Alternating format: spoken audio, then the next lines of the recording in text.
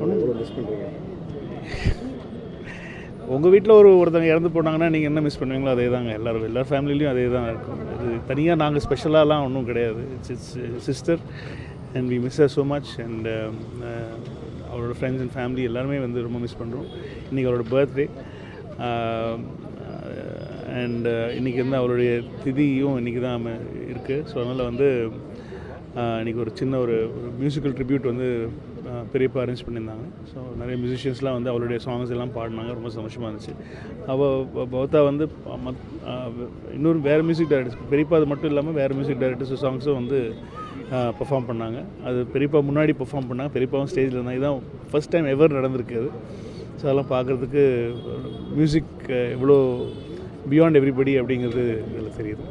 கார்த்திக் ராஜா மேடையில் பேசும்போது ரொம்ப ஆமாம், ரொம்ப எமோஷ்னல் ஆக மாட்டான். ரொம்ப கார்த்தி வந்து ரொம்ப உள்ளே வச்சு பார்த்தாலும் இப்போ ரொம்ப வெளியிலே காட்ட மாட்டான். இன்றைக்கி இந்த சாங்ஸு அந்த மெமரிஸ் எல்லாமே வந்து அது அப்படி பிரேக் ஆகிடுச்சு.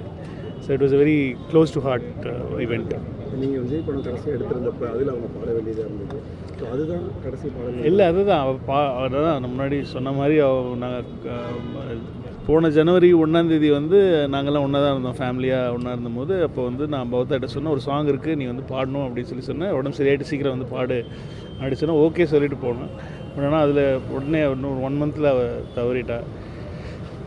ஸோ அவளுக்கு கொடுத்த அந்த ப்ராமிஸை நான் கீப் அப் பண்ணணும்னு சொல்லிவிட்டு நான் யுவன்கிட்ட சொன்னேன், இந்த மாதிரி ஏல வந்து பண்ணலாமா, அந்த மாதிரி வந்து இப்போ ரஹ்மான் சார் வந்து ஷாகுல் அமீத் அவங்கெல்லாம் அவங்க வாய்ஸ்லாம் யூஸ் பண்ணியிருக்காங்க, அந்த மாதிரி எதாவது ட்ரை பண்ணலாமா அப்படின்னு சொன்னால் இவனுக்கு ரொம்ப அந்த ட்ரை பண்ணலாம் அப்படின்னு சொல்லிட்டு ரஹ்மான் சார் அவங்க டீம் கிட்ட பேசி தான் வந்து அந்த பௌத்தாவுடைய ஏஐ வாய்ஸில் வந்து அந்த ஒரு சாங் வந்து நாங்கள் இந்த நிகழ்ச்சிக்கு வரல. ரொம்ப உங்களுக்குள்ள நெருக்கம் இருக்கிறனால அவரால் இதை திருப்பி நினைக்க முடியல. இல்லை, பௌத்தாவோட ரொம்ப க்ளோஸ் அப்படின்னு சொல்லி பார்த்தீங்கன்னா இவன் தான் வந்து க்ளோசஸ்ட்.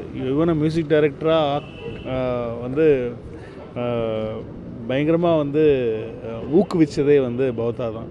இவனுக்கு வந்து குருவே பௌத்தா தான் சொல்லுவான் எப்போவுமே. ஸோ அவ்வளோ க்ளோஸ் அவங்க 2 பேரும். ஸோ ஐம் ஷுர் இதெல்லாம் இவனுக்கு ரொம்ப கஷ்டமாக இருக்கும். அதனால் வந்து அவனும் ஊரில் இல்லை, இந்தியாவிலையும் இல்லை அவன். பட் அவனோட நினைவுகள்லாம் இங்கே தான் இருக்குங்கிறதுல எந்த டவுட்டுமே இல்லை.